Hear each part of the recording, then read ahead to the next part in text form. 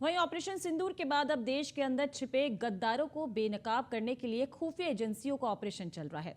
अब तक पकड़े गए पाकिस्तानी जासूसों में से 2 पश्चिमी उत्तर प्रदेश के रहने वाले हैं। ये कोई पहला मौका नहीं है कि वेस्ट यूपी के अलग अलग जिलों से आतंकियों के तार जुड़े हों, बल्कि इससे पहले भी पाकिस्तान के लिए जासूस करने वालों के चेहरे बेनकाब हो चुके हैं। और अब एक बार फिर से पश्चिम यूपी का आतंकी कनेक्शन सामने आया है। देखिए इस रिपोर्ट में। क्या पश्चिम उत्तर प्रदेश में तैयार हो रहे आतंकी? मुस्लिम युवाओं का व्हाट्सएप ऐप से किया जा रहा ब्रेन वॉश।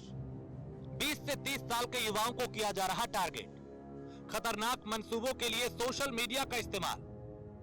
जासूसी एक रोमांच है और जासूसी की दुनिया का ये रोमांच खासतौर से फिल्मों में देखने को मिलता था, लेकिन अब ये रोमांच खतरनाक हो चला है। जासूसी से रोमांच नहीं बल्कि देश विरोधी गतिविधियों में शामिल जासूस पैदा हो रहे हैं।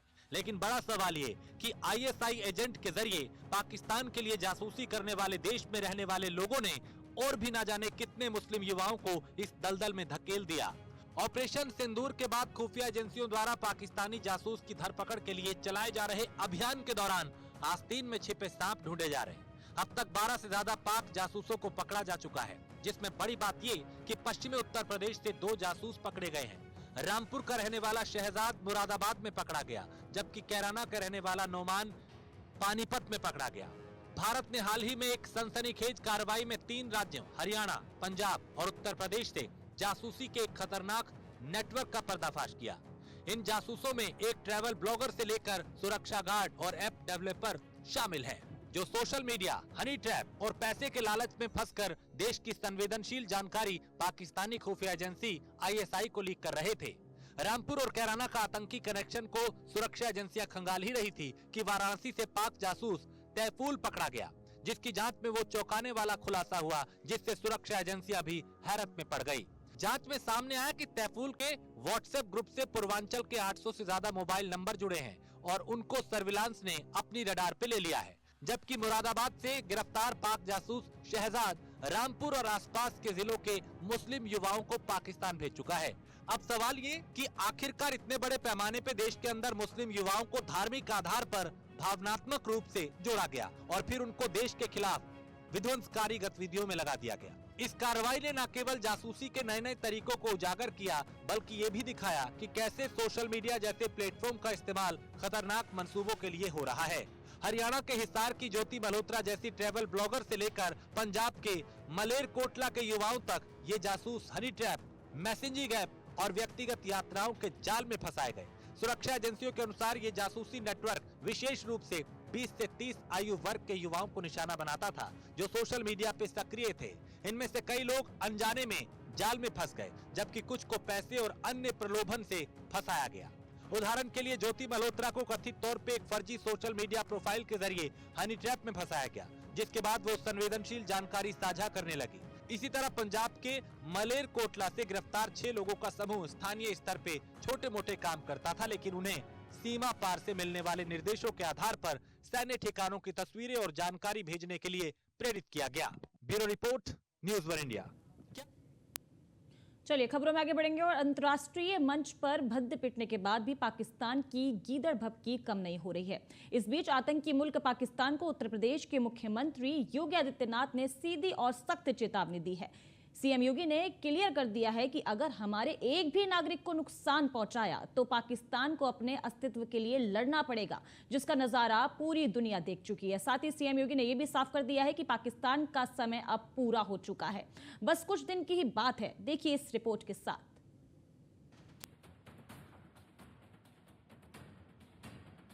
पाक को योगी का क्लियर कट मैसेज, अब नहीं चलेगा आतंकवाद का भय, आंख दिखाई तो पक्का इलाज तय। ट्रेलर देखा, पिक्चर अभी बाकी है। मुख्यमंत्री योगी आदित्यनाथ के राज में अयोध्या चमक रहा है, जगमगा रहा है, क्योंकि राम नगरी पर योगी सरकार का खास फोकस है। अयोध्या विकास की पटरी पर दौड़ रही है। इस बीच सूबे के मुखिया योगी आदित्यनाथ ने अयोध्या में हनुमत कथा मंडपम का लोकार्पण किया। इस दौरान सीएम योगी ने न सिर्फ पिछली सरकारों पर निशाना साधा, बल्कि अयोध्या की धरती से पाकिस्तान को कड़ा संदेश दिया। योगी ने आतंकियों और पाकिस्तान को कड़ी चेतावनी देते हुए कहा है कि पाकिस्तान ने दुनिया के सामने केवल आतंकवाद के बीज बोए हैं। आने वाले समय में ये तय है, जो भी भारत की तरफ उंगली उठाकर देखेगा, उसके जनाजे में रोने वाला कोई भी नहीं मिलेगा। योगी ने आतंकवाद के धर्म को लेकर कहा कि पहलगाम में आतंकियों ने धर्म पूछकर बहनों के सिंदूर उजाड़े।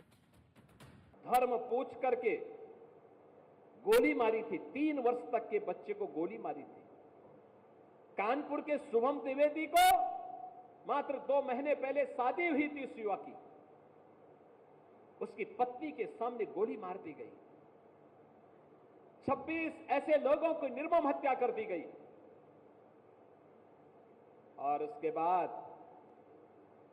24 के बदले 124 लोग भारत के बहादुर जवानों के, भारत के तीनों सेनाओं के द्वारा संयुक्त रूप से की गई कार्रवाई में इतने 124 से अधिक आतंकवादी मारे जा रहे हैं।